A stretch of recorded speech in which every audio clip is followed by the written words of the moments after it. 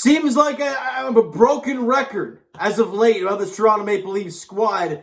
They dropped this one 6-3 to the New York Rangers, 5-3 with an empty netter. And they blow yet another 2-goal lead. They have a 3-1 lead after one period of play. They had a great first period. We're all feeling great. Wheels fall off. You have 5 unanswered goals and you lose 6-3. If you want to count the empty net. If not, sure, 4 unanswered, whatever. And I know there's been a lot, and I've seen it all over social media. People slandering Jake Muzzin, slandering Justin Hall, and I've been a product of the Justin Hall slander, as a lot of people have. But now that you've lost Muzzin right now with the concussion, and we don't know how long that's going to be, and you've lost Justin Hall now, it means that Rasmus Sandin and Timothy Liljegren have to play a much bigger role. They basically have to play that role. And tonight was very evident that those guys are not ready for that role. One particular play, for Rasmus Sandin at least, that I want to get to, and we'll get to it a little bit later on. It's the 5th goal of the game for the Rangers. First period. Great forecheck from Ilya Mikheyev, banging the body down low, and ends up leading to a turnover right in front of their net. And Pierre Engvall backhands it on, stopped by Shesterkin. But Ilya Mikheyev bangs home the rebound. He's been hot lately, 2:44 into the game. And Sheldon Keefe says they were soft and purposeless. Well, there you go. I just got the update saying that. Well, ain't that just great? Words are fantastic. We're tired of hearing words as Leaf fans. I think we all know that. And I mean, I get it. He's there to answer a question, and he did. And he said the truth. Like we all don't know that. Anyways. Then Mitch Marner on the power play for the first time in like 2 years. Tavares has fallen down behind his own net, centers it to Nylander, a backhand feed from Nylander to Marner, and he buries it. That was at 3:30 of the first period. In the first 3.5 minutes of this hockey game, the Leafs have a 2-0 lead. Engvall, the lone assist on the Mikheyev goal at 2:44. Marner from Tavares and Nylander at 3:30 on the power play. And Buds are on top 2-0 in the first 5 minutes of this damn game. Then midway through, Ryan Reeves is alone, all alone in front of the net.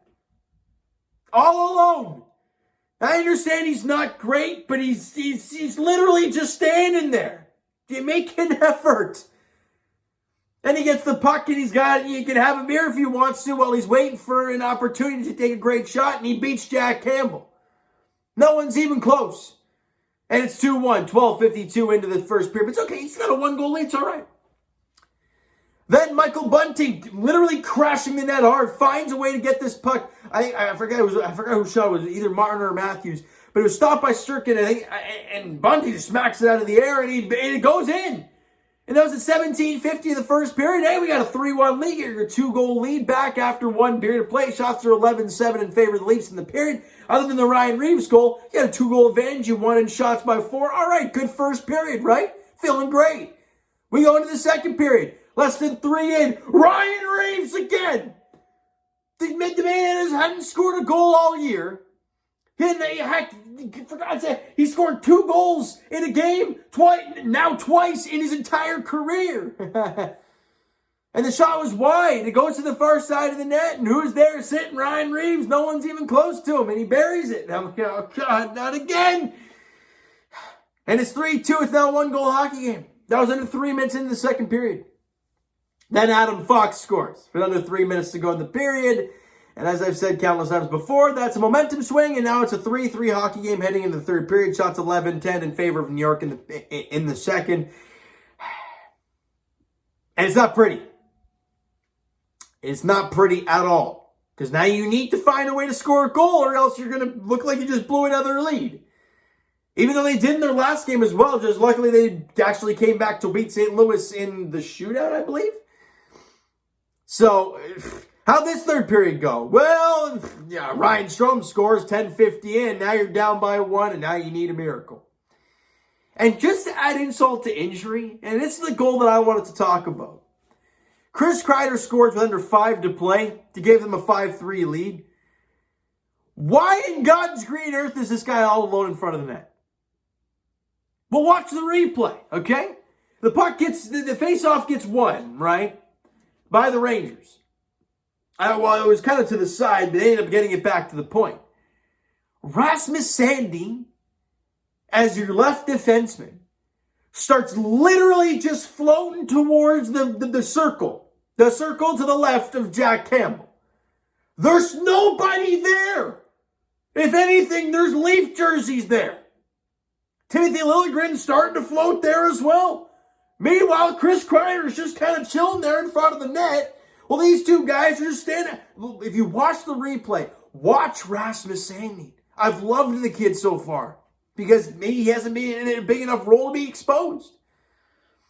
But the man literally just, if he does play hockey a lot, you know that left shot defenseman, that the lefty on that left side draw is kind of, he's basically right behind your center or off to the left just a little bit. So the puck, you don't get it doesn't win. You don't win the draw, and it goes back to the point. He starts floating towards the circle and just kind of stands there. There's no Ranger around him. And the puck goes back to the point. It comes to Kreider in front. No one's even close, and he just goes around Jack Campbell and buries it. As he's trying to flop around, trying to make the sporadic save. That is where Jake Muzzin and Justin Hall, as much as people have gone nuts over them all year long, anytime a Leaf player does something bad, every Leaf fan wants him traded, wants him gone. Jake Muzzin's slow. Okay, his career's over. See you later, even though they just gave him a contract and everyone's happy for the contract when it was signed. It's just, that's how Leaf Nation works. We're so depressed that everything bad that happens to one player, people wanted Marner gone after last year, right? And now people are loving it, and now he scored a power play goal. Everyone's happy for him. So it's just the roller coaster ride of being a Leaf fan. But watching Rasmus Sandin and watching Timothy Liljegren out there tonight in a much bigger role than they probably should be, they definitely got exposed. And it's not like this is just a one-game thing. Muzzin's going to be out a bit. I don't know the update on Justin Hall. Was not pretty. Shots on goal in the third period, 17-9 in favor of the Leafs. Yet they outscored us 3-0. Whatever. Hey, Adam Fox scored the empty netter at 17:36. Whatever. He scored 5 unanswered. The Leafs are now 24-10-3 on the year. I mean, it's not terrible, but the amount of blown leads they've had lately, whether it was the 4-1 lead, whether it was a 3-1 lead to St. Louis and finding a way to win the shootout, you blew another 3-1 lead today. They got to find a way. Now, people are going to say, well, it's just like playoffs leads. Yeah, but you got to remember, in past years, have they blown a lot of leads in the regular season, or at least it felt like it, like sizable ones like this? And I wouldn't say so. It's more or less been when the playoffs roll around. And now that they're in the regular season, maybe a little bit of reverse psychology. I don't know. I'm a Leaf fan. I'm depressed. I don't know what to feel. Well, I feel depression, at least with the Leafs, you know what I mean? Shots and goal in the game are 38-27 in favor of the Leafs. Doesn't matter, really. Power plays 1 for 4 with the Buds. They were 0 for 2. We won the special teams category. Still found a way to lose 6-3. Jack Campbell, now, let's get talking about Jack real quick. Because, and we can talk about how bad the defense was in that game today. However, 3 of the last 4 games for Jack Campbell, he's allowed 5 goals. 3 of the last 4, he's allowed 5. And I believe he hasn't allowed less than 3 in his last 8 or 7 of his last 8 or something like that. Jack Campbell has not been, stealing the Leafs games lately, right? And we always know, I mean, Leaf fans, we know this from the past. Having a great goaltender, let's read my stat here. Having a great goaltender can go a long way. Look at the Montreal Canadiens. They have one of the best goaltenders in the world in Carey Price. You go to the Cup Finals. You look at the Tampa Bay Lightning. You have one of the best goaltenders in the world, in Andrei Vasilevsky. You win back-to-back cups. Yes, the team's in front of them, this and that, I get it. But it starts with having a good goaltender. Now, Jack Campbell's been unbelievable all season long. I'm not saying he's not a good goaltender. That's not what I'm going to say. But he's been struggling lately. Now, is that a lack of defensive help? That's definitely a reason behind it.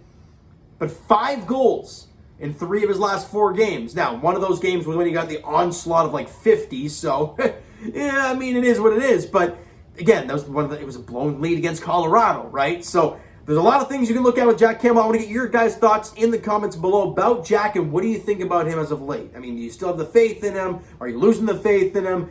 Do you blame the defense? What are you looking at when it comes to the Jack Campbell and the Toronto Maple Leafs right now? The only key player in the game, Mitch Marner, he had a goal and an assist in this game. Now, the next game for the Toronto Maple Leafs, and it's unfortunate they can't play any home games, but they're in New York again. This time taking on the New York Islanders. Where the hell they're playing? I don't even know. They're not in Long Island anymore. Brooklyn? No, they're not there anymore. Where the heck are they even? Either way, it's a 7 o'clock puck drop there against the Islanders on Saturday night. So more John Tavares booing to be had. But last time the Leafs were in New York taking on the Islanders, they laid a beat down in the Isles, and that was a lot of fun to watch. Now, albeit I think they had a lot of COVID problems at the time. So we'll see what happens this time around, because they've been playing better hockey as of late. So we'll see what happens on Saturday night against the Islanders at 7 p.m. All right? So, you know what, guys? That is going to do it for this one. If you enjoyed the video and did not enjoy the game today because it was ugly, smack the like button to appreciate that. Hit the subscribe button if you haven't already. Comment down below thoughts on the video, thoughts on the game. Would you like, would you not like from today's game today for the Toronto Maple Leafs? The Twitter link is down below, so follow up, send me a DM. Do all that great stuff. The Instagram link is also down below, so follow up, follow up if you guys have not done so already, and I will talk to you guys Raptors edition on Friday as they are in Washington taking on the Wizards. 8 p.m. tip-off, I believe, as they look to bounce back after a tough loss tonight against the Dallas Mavericks. And as for the Toronto Maple Leafs, they look to bounce back after an abysmal one in New York against the Rangers tonight at MSG, as they look to bounce back against the Islanders in New York on Saturday night, 7 p.m. puck drop there. This team needs to get back in the win column ASAP, and Sandin and Liljegren are two guys I think we're all going to be looking at in that game against the Islanders. All right, so thank you guys so much for listening and watching. I hope you enjoyed the video and not the game today. We'll talk to you guys then.